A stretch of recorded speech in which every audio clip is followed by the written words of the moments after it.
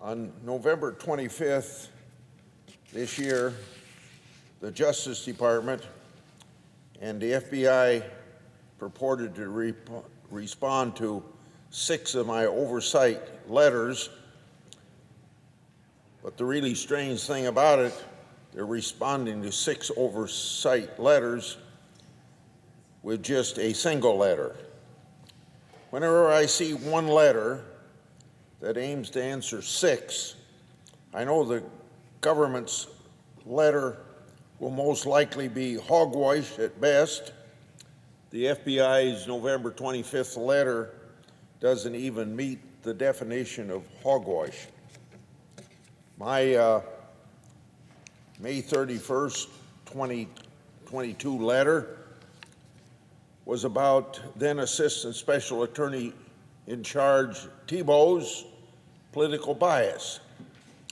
The FBI's letter failed to provide any requested records.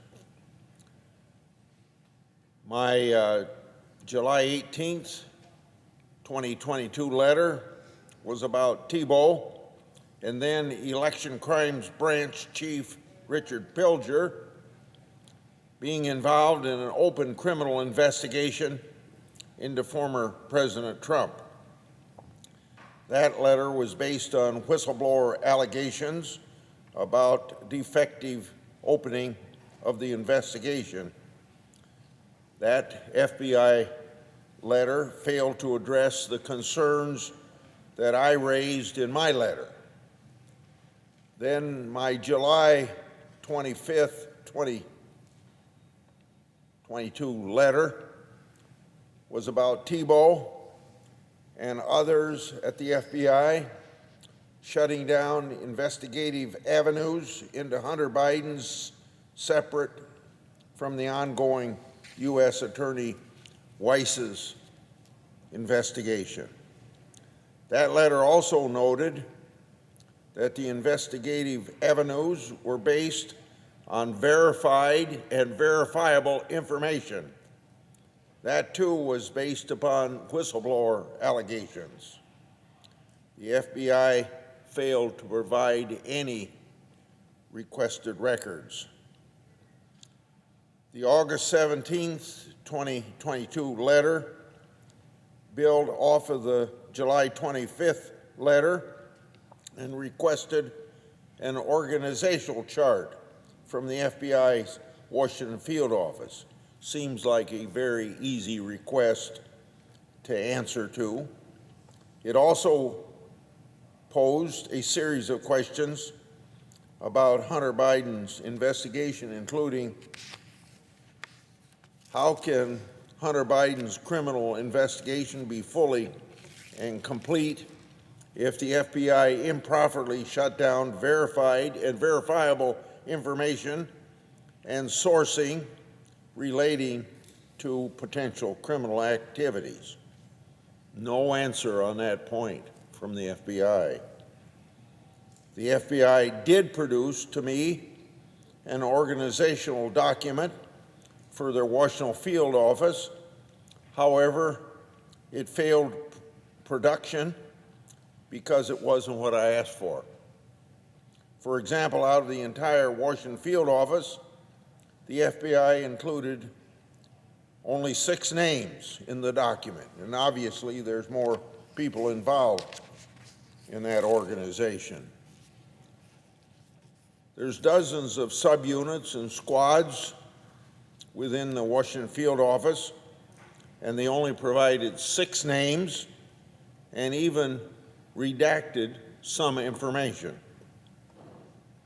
Congress and the American people have every right to know how taxpayers' dollars are used to support the Washington field office of the FBI. Then going to my September 26, 2022 letter, that related to the FBI's retaliation against whistleblower Stephen Friend. Mr. Friend raised concerns to his superiors about breaches of FBI policy and procedure in domestic terrorism assessments and in those same terrorism investigations. As part of their retaliation to this whistleblower, the FBI placed Mr. Friend on what is called absent without leave status. They also took away Mr. Friend's badge, gun, and suspended his clearance. The FBI's letter didn't even mention Mr. Friend by name, yet purported to respond to my and Senator Johnson's letter about Mr. Friend. The October 13th, 2022 letter, and this is the sixth letter that I've been referring to, related to Hunter Biden's criminal investigation. My letter noted that allegations from whistleblowers indicated that the information provided by Tony Bobulinski to the FBI about Hunter Biden's formed a sufficient basis to open full-field investigation on a pay-to-play grounds.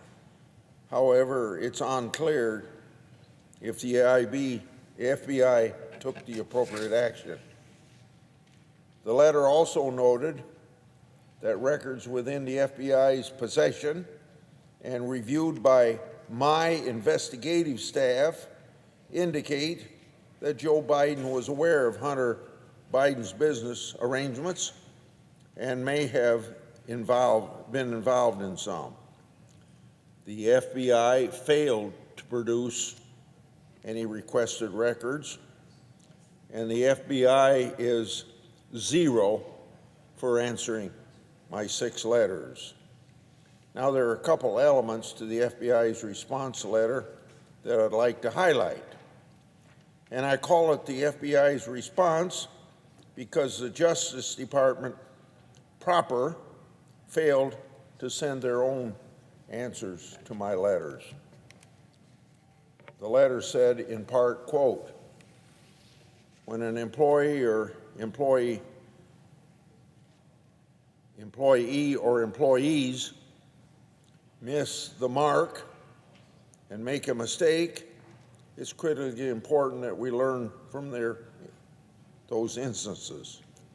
This means not only holding people accountable, but also taking a close look at the larger organization so that we can make necessary changes to policy and training to ensure mistakes aren't repeated. End of quote. I provided 6 letters to the Justice Department and FBI relating to their mistakes. The letters provided concrete facts. The letters provided evidence. The letters had highly credible whistleblower allegations.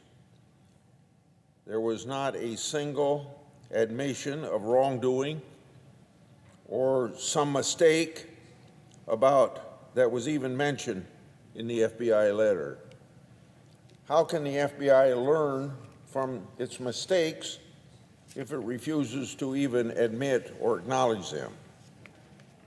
Just as important, with respect to all whistleblower allegations that I've made public, it happens that neither the Justice Department nor the FBI have disputed any inaccuracies or disputed any accuracy about my accusations that I'm trying to get information on.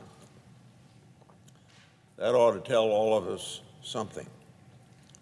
To the whistleblowers who have approached my office, they are true patriots. Now, there's one more part of the FBI's letter that I'd like to highlight. On the 3rd page of this non-responsive letter, the FBI says this about whistleblowers, and I quote, employees should feel they can raise their concerns about wrongdoing, and if those concerns aren't addressed within their chain of command, take them to an appropriate place without retaliation, end of quote.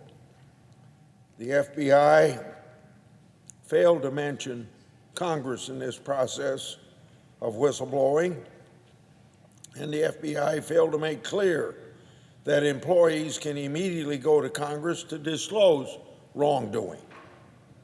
That legal right to blow the whistle should have been explicitly clear in their letter.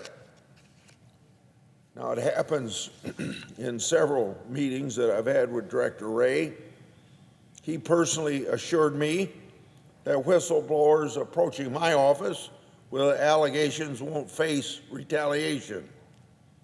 Simply put, the Justice Department and the FBI need to get over themselves, show some respect to Congress, as well as the American people represented here. Answer the questions, admit to the mistakes, show us corrective action, and let's move on together to fix our institutions for future generations of Americans. The letters I wrote provide a roadmap for the FBI to root out political infection within their ranks and field offices. The letters highlight existential problems deep within the FBI. Based on the response letters that I've been referring to, the FBI has done nothing to root out the political infection. The Justice Department and the FBI's continued failure to do so will lead them on a long, slow, and painful walk to losing more credibility and more trust with the American people. And that's a result that's entirely avoidable if they want to avoid it. I yield the floor.